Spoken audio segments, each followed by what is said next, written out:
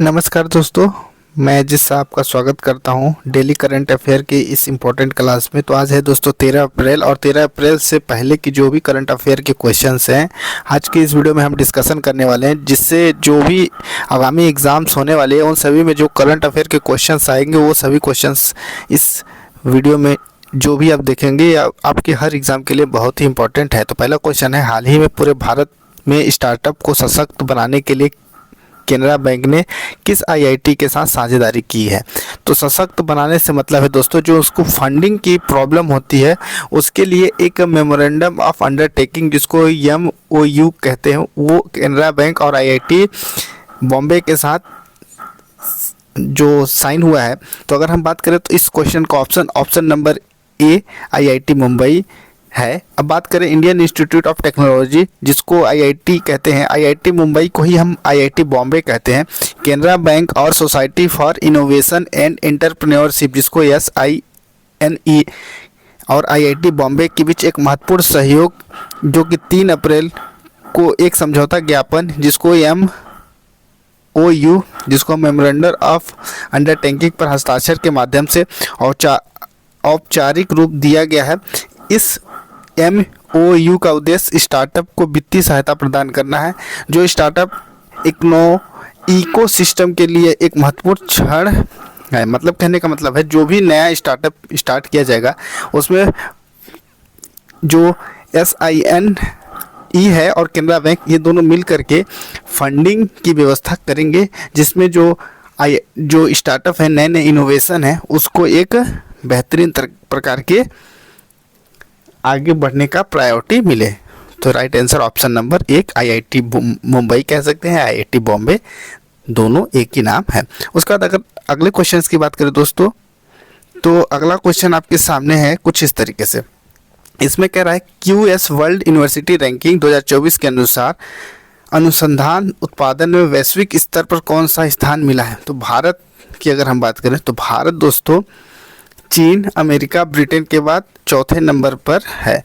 अगर हम QS world university ranking की बात करें तो ये हर साल जारी किया जाता है। इसमें जो यूनिवर्सिटी की परफॉर्मेंस होता है और उसकी रैंकिंग, उसके शैक्षणिक व्यवस्थाओं को देख करके एक रैंकिंग डिसाइड की जाती है। तो ये भारत विश्व में चौथे स्थान पर है।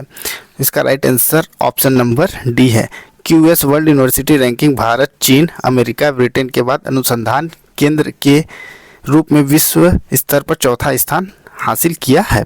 उसके बाद अगला क्वेश्चन दोस्तों, अगला क्वेश्चन से हाल ही में पृथ्वी का सबसे बड़ा डिजिटल कैमरा जिसको हम legacy survey of space and time LSST का निर्माण किसने किया है।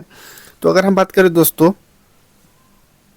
अमेरिकी ऊर्जा विभाग के विज्ञान कार्यालय द्वारा वित्त पोषित यह कैमरा जो कि रिकॉर्ड ब्रेकिंग 3200 मेगापिक्सल का दावा करता है, यानी इसकी जो क्षमता है 3200 मेगापिक्सल की है, जिससे ब्रह्मांड के अभूतपूर्व विवरण को खोजने और रहस्यमय अंधेरे पदार्थ और अंधेरे प्रकाश ऊर्जा पर प्रकाश डालने के लिए डिजाइन किया गया है। यानी इसकी जो पिक्सल है 3200 मेगापिक्सल की है।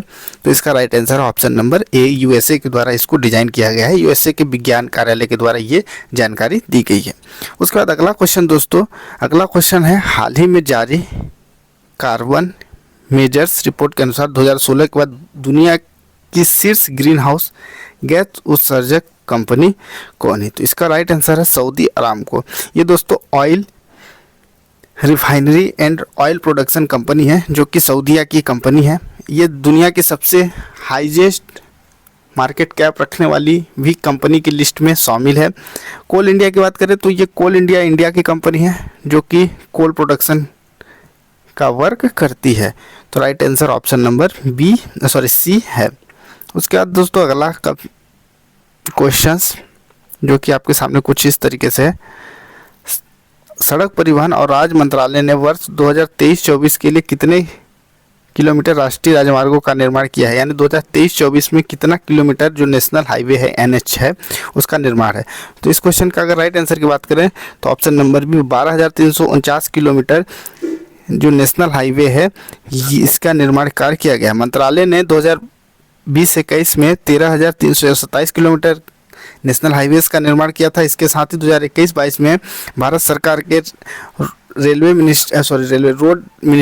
रोड एंड ट्रांसपोर्ट मिनिस्ट्री के द्वारा 10,457 किलोमीटर का निर्माण किया गया था। उसका 2023-24 में 10,331 किलोमीटर का, और 19-20 में 10,237, और 23-24 में इसको टोटल 8,581 किलोमीटर का टारगेट दिया गया था। लेकिन इसके द्वारा 8,581 राजमार्गों का निर्माण के लिए इन्हें टास्क दिया गया था, लेकिन इनके द्वारा जो 12,349 किलोमीटर का निर्माण कार्य कराया गया है। साथ ही भारत सरकार के द्वारा सड़क दुर्घटना पीड़ितों की नकदी रहित कैशलेस इलाज के लिए एक पायलट परियोजना शुरू किया गया, जिसके तहत जो नेशनल हाईवे NHA पे जिसका भी एक्सीडेंट होगा तो उनके लिए 1.5 लाख रुपए तक का इलाज की सुविधा मुफ्त में प्रदान की जाएगी। तो right answer option number B है। उसके बाद अगला क्वेश्चन दोस्तों, भारत सरकार जो है वर्ष 2025 तक किस उत्पाद के आयात को समाप्त करने की योजना बना रही है? तो इसका right answer option number C, urea. Urea दोस्तों जो फर्टिलाइज़र होता है, इसके जो अभी हम बहुत ज़्यादा दूसरे देशों पे निर्भरता रखते हैं, यूरिया की जो खेप विदेशों से आती है उसके बाद ही इंडियन जो फार्मर्स होते हैं उनको मिलता है।